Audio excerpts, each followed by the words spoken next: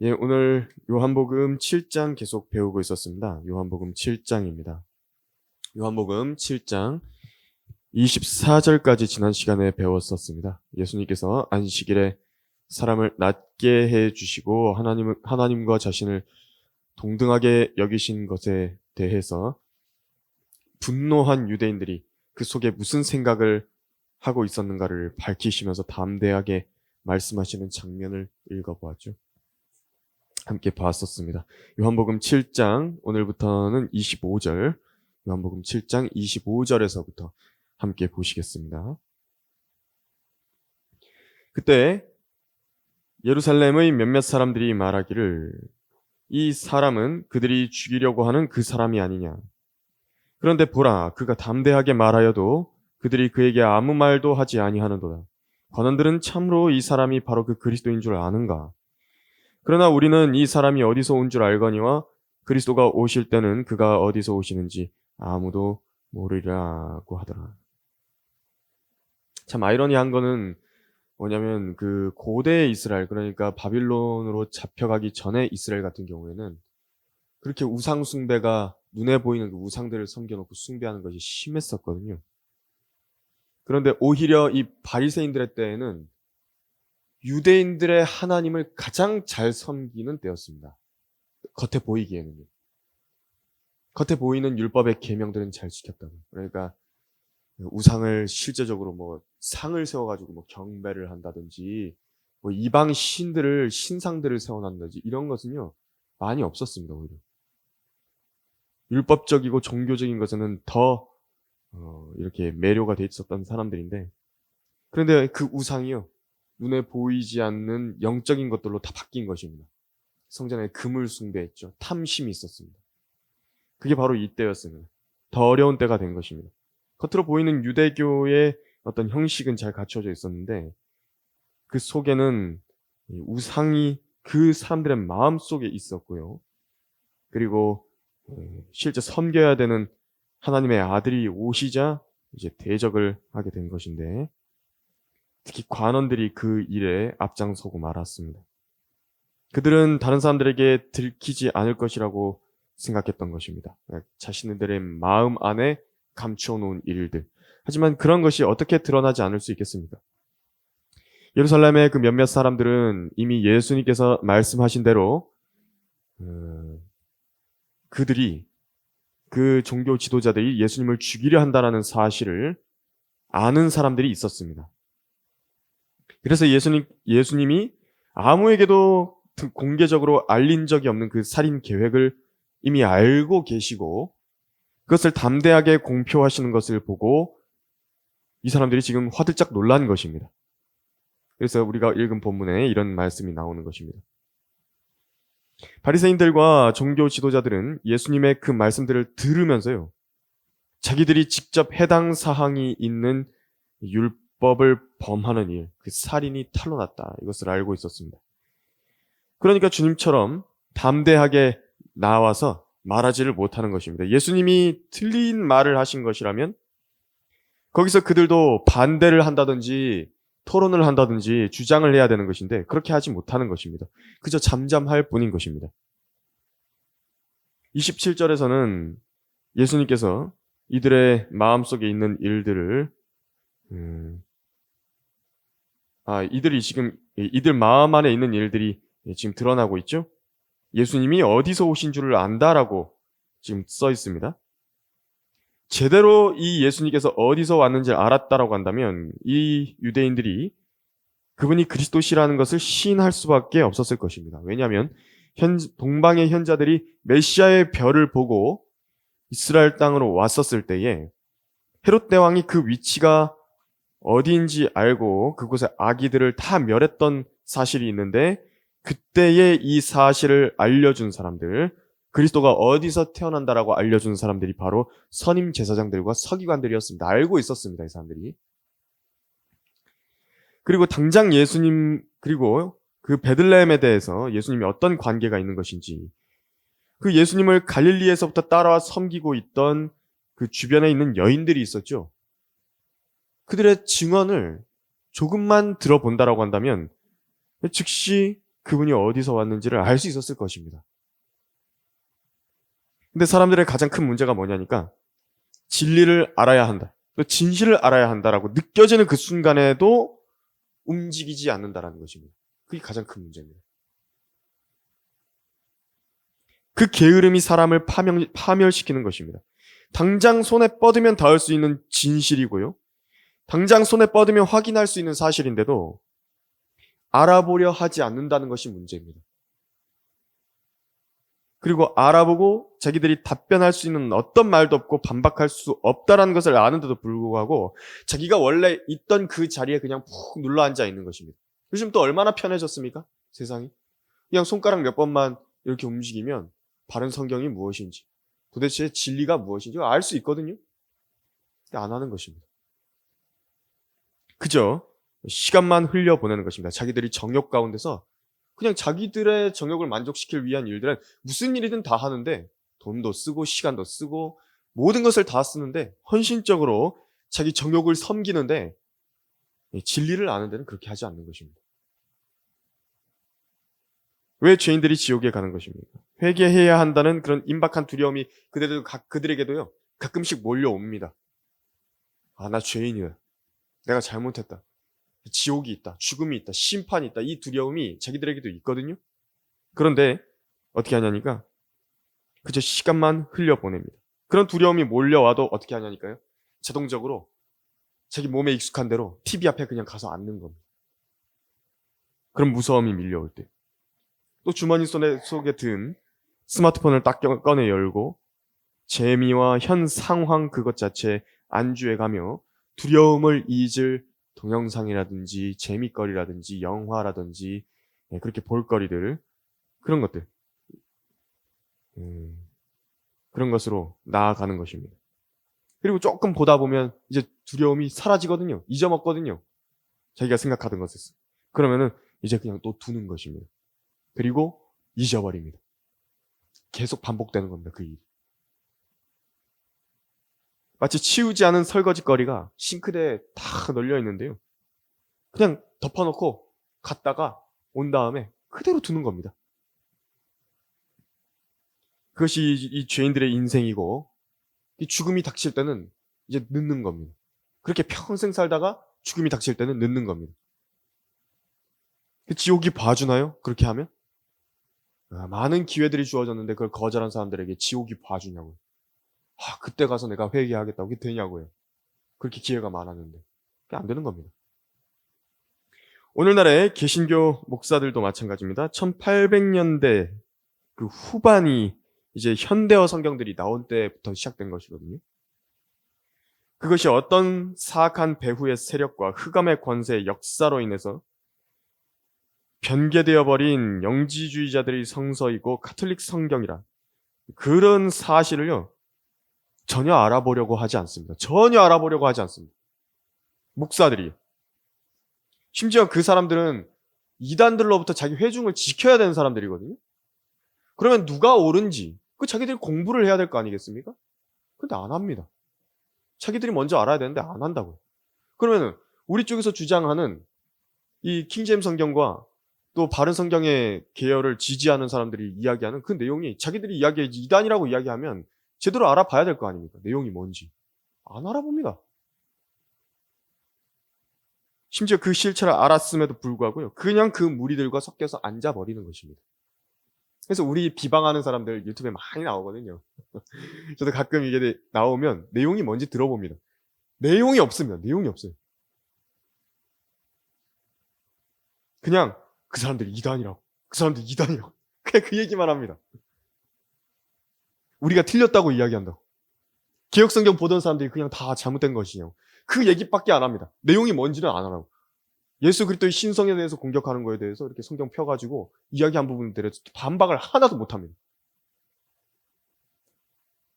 결단도 없고 결심도 없고 열정도 없습니다. 이런 게으른 사람들이 파멸로 들어가는 것입니다. 게으름은 죄니까요.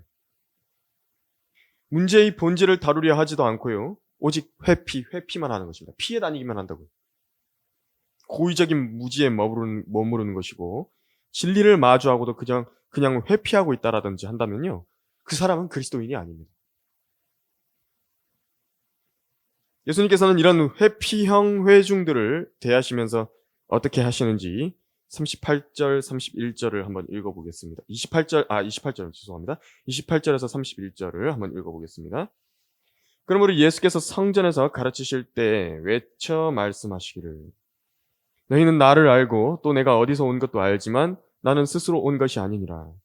나를 보내신 분은 참되시도다. 너희는 그분을 알지 못하나 나는 그분을 아노라. 이는 내가 그분으로부터 왔고 또 그분께서 나를 보내셨음이라고 하시더라. 그러므로 그들이 주를 잡으려고 하였으나 주께 손을 대는 자가 아직 아무도 없었으니 이는 아직 그의 때가 이르지 않았기 때문이라. 그러나 무리 가운데서 많은 사람이 주를 믿고 말하기를 그리스도가 온다 해도 이 사람이 행한 것보다 더 많은 기적을 행하시겠느냐고 하니라. 하나님의 뜻대로 내가 올바른 길에서 하나님의 일을 하고 있다라고 한다면, 또 그분의 부르심이 끝나지 않았다라고 한다면, 그분이 정하신 때에 내가 쓰임 받아야 되는 그런 일들이 아직 남아 있거든요. 그때까지는요, 절대 죽을 수가 없습니다. 죽고 싶어도 못 죽습니다. 주를 잡고 싶어하는 사람들이 지금 주님의 그 회중 가운데서 무리 가운데 껴 있었지만 하나님께서 허락하지 않으셨기 때문에 그들은요 아무 일도 할 수 없는 것입니다. 아무 일도 못한다고. 그래서 우리는 억지로 박해를 받으려 하지도 않지만 억지로 박해를 피하려 하지도 않는 것입니다. 이게 우리의 자세입니다. 그저 시키신 위치에서 주 예수님께서 지금 본문에 하시는 그대로 우리도 맡기신 일들을 신실하게 감당해 나가는 것입니다. 사역의 성공, 눈에 보이는 많은 열매, 그것은 둘째 문제입니다. 하나님께서 우리에게 명령하신 것은 신실하라는 것입니다. 신실하라고. 그저 하나님께서 나에게 가서 무엇인가 하라고 하셨으면 그냥 그 일을 신실하게 하는 것, 꾸준히 하는 것. 그것이요. 전부인 것이고, 거기서 이제 보너스로 주님께서 더 열매를 주시면 주시는 거고, 더 많이 주시면 주시는 거고 하는 것입니다. 그래서 28절에 보니까 예수님께서 지금 성전에서 가르치실 때 외쳐 말씀하셨다라고 써 있습니다. 외쳤다라고 했죠. 가르치시는데 그냥 조곤조곤하게 가르치신 것이 아니라요. 거기서 사람들이 다 듣도록 크고 담대하게 외치신 겁니다. 이 외침은 성경대로 믿고 실행하는 거리 설교자들에게 주어진 표식이죠. 이 외침은 불분명한 소리도 아니고 알아들을 수 없는 방언, 그런 것도 아닙니다. 그 앞에 있는 회중이 알아들을 수 있는 말로 정확하고 담대하게 전달하는 설교가 이 외침입니다. 주님은 거리 설교자셨죠? 침례인 요한도 그랬고 바울도 베드로도 요한도 전부 다 거리 설교자였습니다. 주님께서 만약 지금 이 시대에 우리 시대에 살고 계신다 하실지라도 우리가 그분과 함께 거리 설교 모임에 나간다면 그분의 음성이 거리에서 큰 소리로 외쳐지는 모습을 볼 수 있을 것입니다. 우리가 지금 섬기는 것과 별로 다르지 않다고요. 그 내용이 뭐냐니까 예수님 그분 자신에 대한 증거입니다. 예수님이 자신에 대해서 증거하신 것이죠. 성경대로 믿는 설교자들은 거리에서 도대체 뭘 전파하냐? 예수님 그분 자신을 전하는 것입니다. 예수님께서는 이렇게 수군거리면서 회피하고 진리를 향해 결단하지 못하고 있는 여러 사람들, 이런저런 반응도 보이지 않고 그저 주저하고 있는 회피형 회중들이 가진 불신과 의심하는 말들, 그것을 이제 직접적으로 타겟으로 삼으셔서 반복해서 말씀하신 것입니다. 주님은 이미 그 말들을 검증해 놓으셨습니다. 저 검증할 게 없다고요. 이미 깊이 있게 확증을 하셨습니다. 다 보여주셨습니다. 그분이 하나님께로부터 오신 분이신지 아니신지, 또 그분이 보내신 증거가 무엇인지, 그거 다 검증이 됐습니다. 즉 검증이 됐다라고 한다면요, 이제 더 큰 담대함을 가지고 대적하는 사람들, 심지어 죽이려고 혈안이 되어 있는 사람들을 두려워하지 않고 반복해서 더 크게 외치고 아끼지 말고 부지런히 전달해야 되는 게 이제 일입니다. 그렇죠? 그래서 그런 것입니다. 일단 깊이 있게 다 모든 것을 다 검증해 놓고 검증됐다라고 한다면 이제 해야 될 일은 뭐냐니까 반복입니다. 반복. 입법은 끝났고요. 이제 이 입법에 따라 가지고 계속 심판한다는 그 우리 사법 체계와 똑같은 것이죠. 우리도 계속 전하는 것입니다. 부지런히 주님께서 계속 이렇게 담대하게 회중에게 반복해서 가르치십니다. 이제 31절에서 그 효과가 무리 가운데서 있었습니다. 수군대던 군중이요. 이제 그들 마음 안에서 주님을 받아들일 것인가 하는 그런 움직임이 일어나기 시작한 겁니다. 효과가 있는 것입니다. 그래서 마귀 진영 쪽에서도 가만히 있을 수가 없는 겁니다. 능력 있는 사역의 현장 가운데서는 마귀도 가만히 있지 않습니다. 초조해지는 것입니다. 능력이 있으니까. 그래서 32절을 읽어보면 7장 32절에 바리새인들은 무리가 주에 관하여 이런 일들로 수군거리는 것을 듣더라. 그리하여 바리새인들과 선임 제사장들이 주를 붙잡고자 관원들을 보내더라 라고 했습니다. 그러니까 이제 거리 설교를 하고 있는데요. 한편에서는 무리가 들으면서 정말 예수님이 그리스도시다. 그런 것을 이제 믿으려고 하는 상황이고, 한편에서는 그것을 반대하는 사람들이, 종교 지도자들이 그들의 권력으로 경찰 부르고 있는 모습을 보는 것입니다. 그러니까 어제도 거리 설교하는데요. 거기 어떤 그 사월교회라고 그 신내의 그 뒤에 있는 교회에서 나와가지고 이렇게 휴지 조각을 이렇게 나눠주면서 그렇게 어떤 나이 드는 어머니들이 이렇게 나오셔가지고 이렇게 하시더라고요. 나눠주고 있더라고요. 한 분이랑 제가 대화를 좀 해봤습니다. 교회 좀 오래 다니셨냐고. 나는 교회 오래 안 다녔어요. 근데 이렇게 나오셨냐고 물어보니까 시켜서 나온 거라고 대답하면서 제가 이제 구원을 확인을 좀 해봤습니다. 구원 안 받았습니다. 구원 받으셔야 된다고. 구원 안 받으셨는데 이렇게 교회 나오라고 한다는 것도 그렇고, 이렇게 뭐 나와가지고 이렇게 종교행위를 한다는 것 자체가 아무 의미가 없다고. 그런 사람들이 교회에 많으면 여러분들 도대체 주님을 위해서 무슨 일을 할 수 있다고 생각하십니까?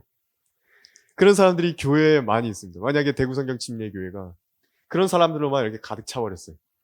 그 사람들이 도대체 주님을 위해 무슨 일을 하죠? 그 사람들이 예수님을 도대체 어떻게 증거할 수가 있을까요? 그런 일이 있었습니다. 속으로 생각이 들기를, 주님께서 그 쭉정이들과 이 알곡을 구분하시는 것을 알겠다고. 그런 사람들이 이제 휴거 못 되는 것입니다. 제 구원을 안 받았는데 어떻게 휴거가 됩니까? 교회 다니다가 이 지상에 남아버리는 겁니다. 33절에서 36절 한번 읽어보겠습니다. 그러므로 예수께서 그들에게 말씀하시기를 잠시 동안 내가 너희와 함께 있다가 나를 보내신 분께로 가노라. 너희는 나를 찾아도 만나지 못할 것이요 또 내가 있는 곳에 올 수도 없느니라고 하시니 유대인들이 자기들끼리 말하기를 그가 어디로 가기에 우리가 그를 만나지 못한단 말인가? 이방인들 중에 흩어져 사는 사람들에게로 가서 이방인들을 가르칠 것인가? 너희가 나를 찾아도 만나지 못할 것이요 또 내가 있는 곳에 올 수도 없느니라고 한 그의 이 말이 무슨 뜻인가? 라고 하더라. 예수님의 설교를 듣고 있던 무리 중에서는 주님을 지금 붙잡기 위해서 보냄을 받은 관원들이죠. 일종의 스파이들이 거기에 껴 있었습니다. 이 기회를 보고 있었는데 감히 나서지를 못하는 겁니다. 주님께서는 자신을 보내신 분이 이제 어떤 분이 보내셨는지를 말씀하시면서 이제 셋째 하늘로 돌아갈 것이다. 지금 이 본문을 통해서 알려주시고 있습니다. 그런데 이들이요, 그 셋째 하늘에 대한 진리를 아무도 모르는 겁니다. 그래서 도대체 이 말이 무슨 말인지 그걸 알지를 못하는 겁니다. 하늘의 일들을 모르는 겁니다.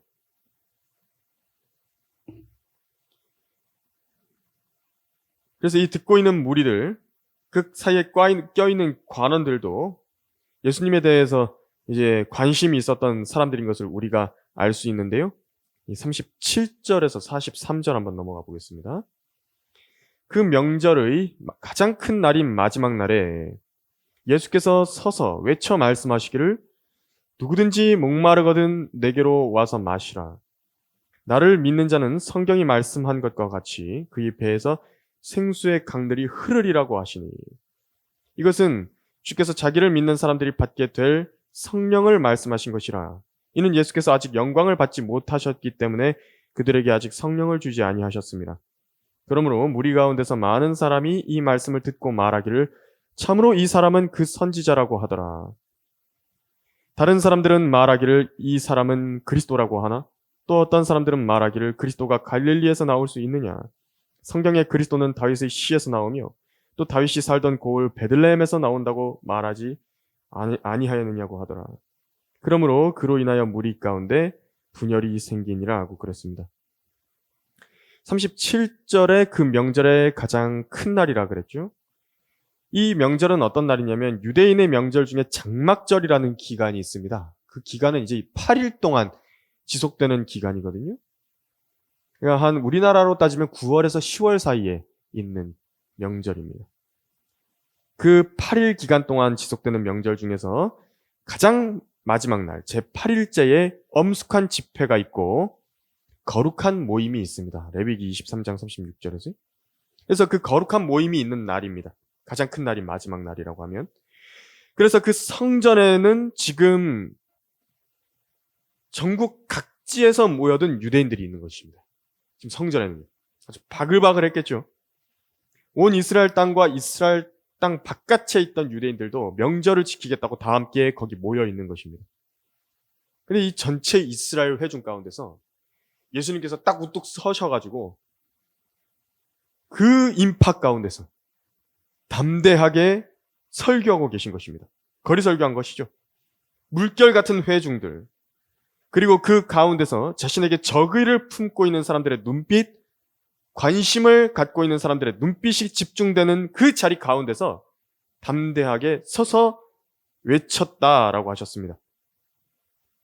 그래서 우리 성경대로 믿는 침례교회 목회자들은 주님의 이 본을 따라서 자기들의 이 설교를 듣는 회중이 적다라고 실망하지를 않습니다. 왜냐하면 우리의 회중은요, 세상 전체이고 우리 강단은 땅이고 우리의 지붕은 하늘이기 때문에 그렇습니다. 우리의 회중은 한 주간만 해도요, 수백 명, 수천 명씩 만나게 되는 것입니다. 문자 그대로 수백 명, 수천 명입니다. 진짜 많다고요. 그들이 듣든지 안 듣든지 간에 나가서 예수님께서 37절, 38절처럼 하신 대로 그대로 하는 것입니다. 누구든지 목마르거든 내게로 와서 마시라. 나를 믿는 자는 성경이 말씀하신 것과 같이 그의 배에서 생수의 강들이 흐르리라.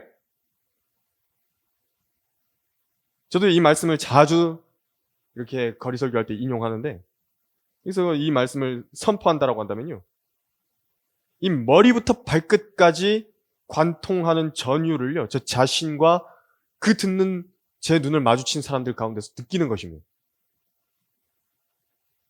목마른 사람들이 누구죠? 진리를 찾아다니면서 목마른 사람들입니다. 영원한 생명을 찾아다니면서 목마른 사람들입니다. 그 목마른 사람들이 있는 것입니다. 자기가 죄인이란 사실을 아는 사람, 자기가 뜨거운 지옥불 가운데서 영원히 목을 타야 된다고, 영원히 목마르게 될 것이라는 사실을 아는 사람, 자기에게 영생이 필요하다는 사실을 아는 사람, 아무 가치 없고 허무한 인생을 살고 있다, 이 점을 아는 사람 말입니다. 창조주이신 주 예수 그리스도 없이 어떻게 그의 생명이 가치가 있을 수 있겠습니까? 그래서 거리에서 설교하는데 이번 주에도 그 영남대 앞에 가서 설교했거든요. 이제 끝나고 나서 보니까, 끝날 때쯤 보니까 저기 한 학생이 앉아가지고 계속 듣고 있는 겁니다. 그래서 가가지고 전도지를 주니까요, 고맙다고, 잘 들었다고 그러는 겁니다. 교회 다니는 사람이냐고 그랬더니 교회 안 다닌답니다. 그래서 그 자리에 다시 복음 전해서 예수님 영접하는데 무릎을 딱 꿇으니까요, 자기도 무릎을 딱 꿇어요. 거기서 예수님 영접하고 저희 이제 복음 전도자님 성경을 한 권 줬죠. 내가 이거 찾고 있었다고, 내가 필요했는데 줘서 고맙다고 그러는 겁니다. 생수의 강이 필요한 사람입니다.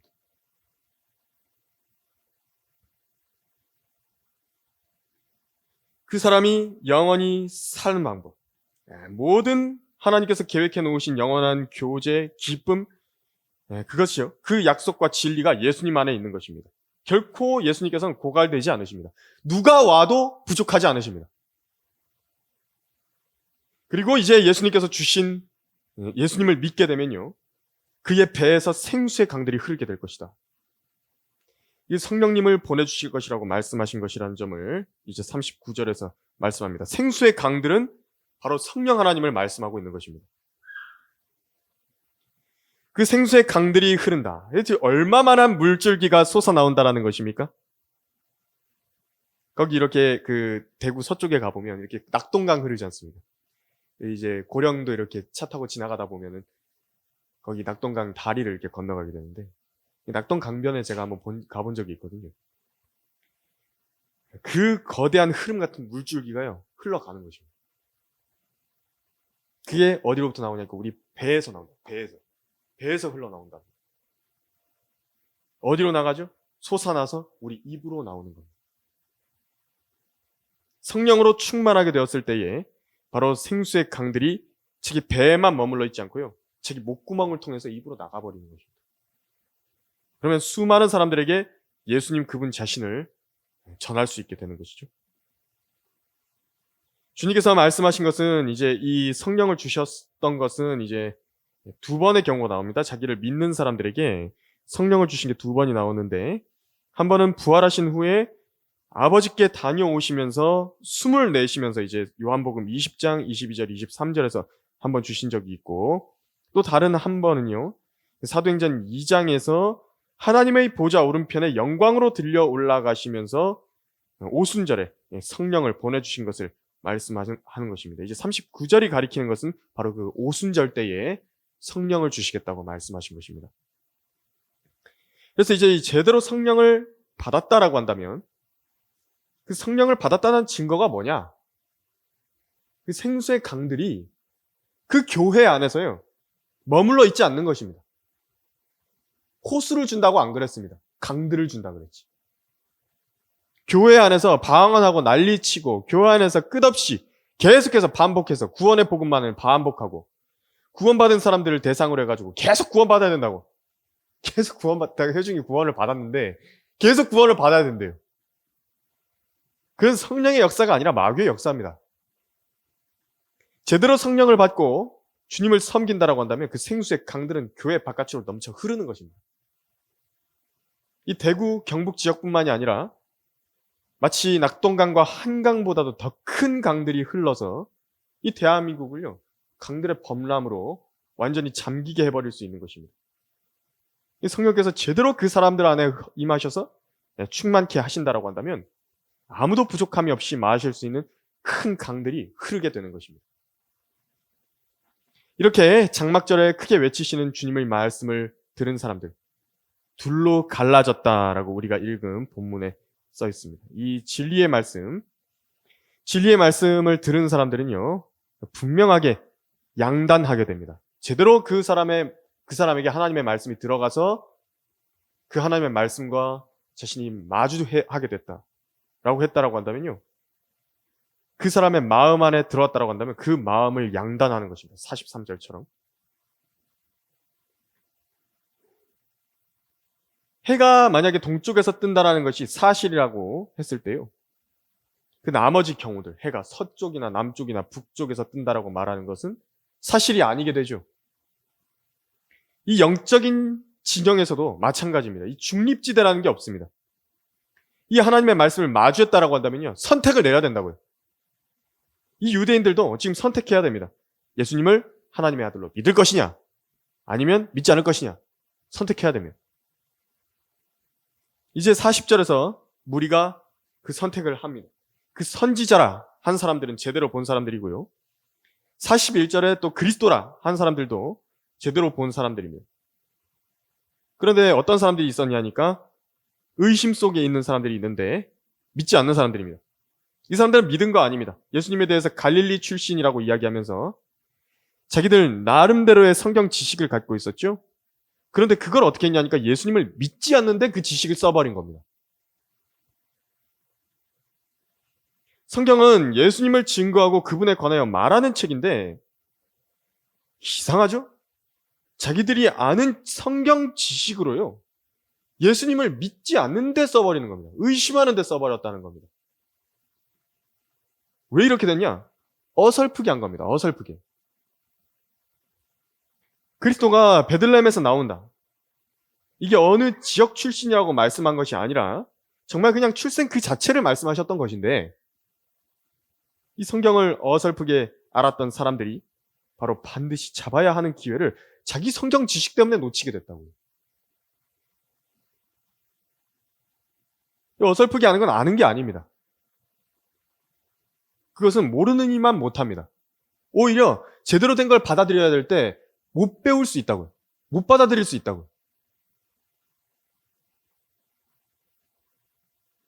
그리고 자기들이 정말로 그 베들레헴에 대해서 궁금했다라고 한다면, 아까도 말씀드렸지만 예수님 근처에 있는 쥐에 묻힌 마리아가 있지 않습니까?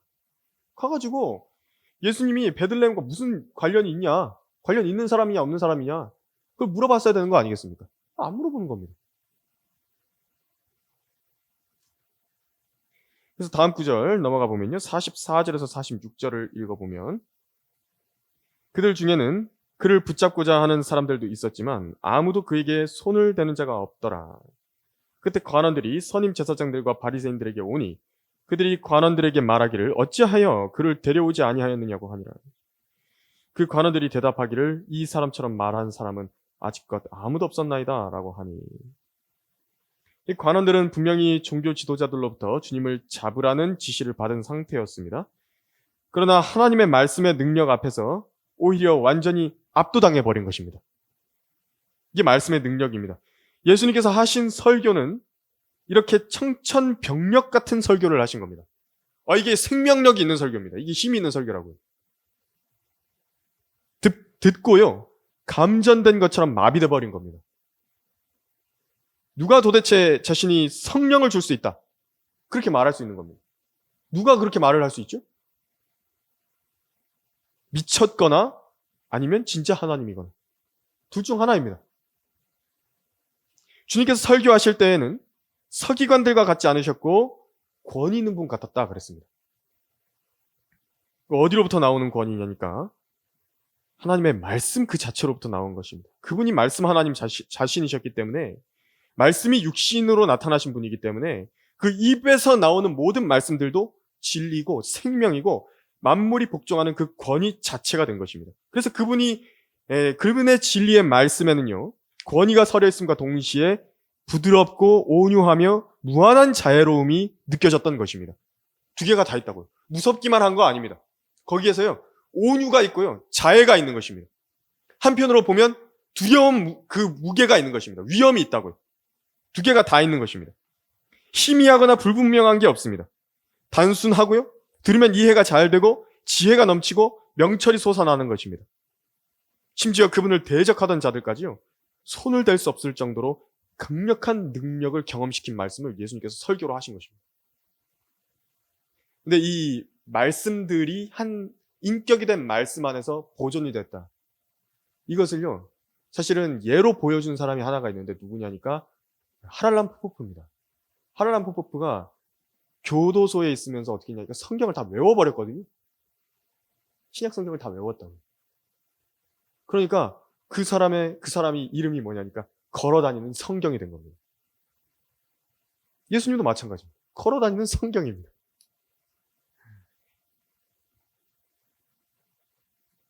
바로 그렇게 주님께서 그 말씀의 역사라고 하는 것을요, 승천하신 다음에 끝내버리신 게 아닙니다.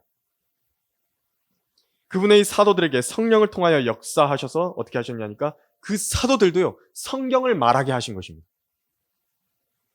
그래서 사도들이 성경을 썼고 하나님의 말씀의 권위를 그 안에 담아서 전수하게 했습니다. 이제 그 말씀들을 우리가 동일하게 받았죠. 기록된 말씀을 받았습니다. 그래서 그 권위를 가지고, 그 성경의 권위를 가지고 다른 사람들에게 이야기한다라고 한다면, 성경에 이렇게 써있지 않냐고, 성경에 이렇게 써있다고. 순결한 비둘기 같으면서 동시에 순수한 어린 양 같고 동시에 위험 있는 사자와 같은 말씀들이 이 성경을 통해서 그것을 보고 듣는 사람들을요, 압도해버리는 것입니다. 반박을 못한다고. 성경이 이렇게 돼 있는데 형제 이렇게 해야 되지 않겠냐고. 성경에 이렇게 써 있는데 자매 이렇게 해야 되지 않겠냐. 그러면 그 말에 대해서 반박을 못 하는 겁니다. 성경에 되어 있으니까. 듣는 사람들을 압도하죠. 죄인들을 무릎 꿇게 합니다. 하나님께 용서를 구하게 하고 기도하게 하고 회개하게 하는 것이고 우리 주 예수 그리스도를 믿게 하는 것이고 그분을 위해서 살게 하는 것입니다. 더 이상 우리가 세상을 위해서 살아서 되겠냐고. 예수 그리스도를 위해서 살아야 되지 않겠냐고. 그래서 성경만큼 위험한 책이 없습니다. 왜 공산 국가들에서 변개되지 않은 성경? 그걸 거부하죠? 왜 들어오지 못하게 만드는 것입니까? 중국도요, 검열합니다. 성경을 검열해가지고 자기들이 성경을 뜯어 고쳐서 보급한 성경 외에는 올바른 성경이 들어갈 수 없게 하는 것입니다. 얼마 전에 중국에서요, 공식적으로 성경을 냈답니다. 그런데 제도권 교회 목사들도 이야기해요. 그게 변개된 성경이라고.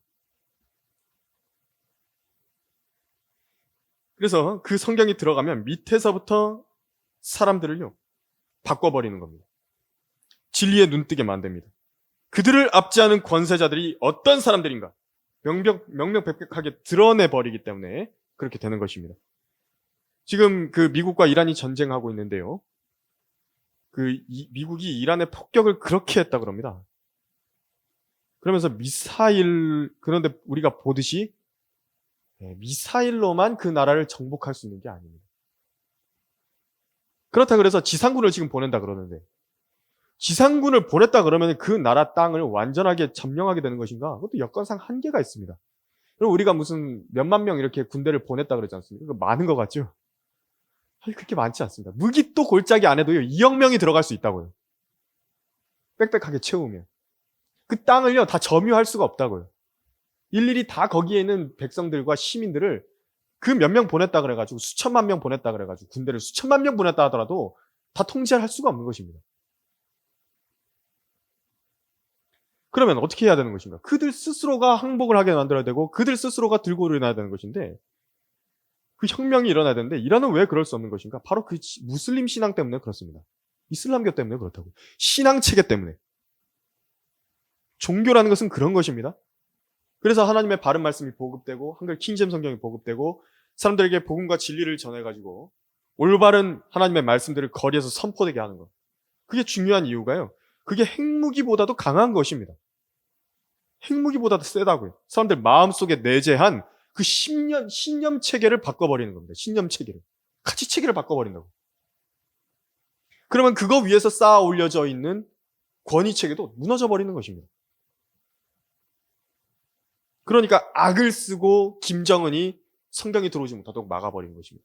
유일하게 왕권이 유지될 수 있는 그 나라들이 어떤 나라들이냐면 성경을 인정하는 왕권입니다.